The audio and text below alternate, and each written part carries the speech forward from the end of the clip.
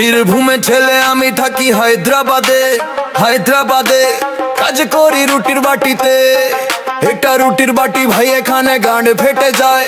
আরো ঘন্টা ডিউটি করি, শর্ট রিলস বানাই।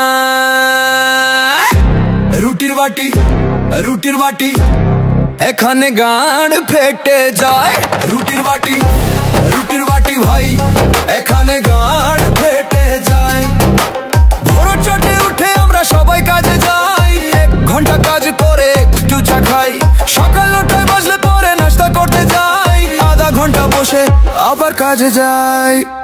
রুটির বাটি, রুটির বাটি, এখানে গাঁড ফেটে যায়। রুটির বাটি, রুটির বাটি ভাই, এখানে গাঁড ফেটে যায়। শহরের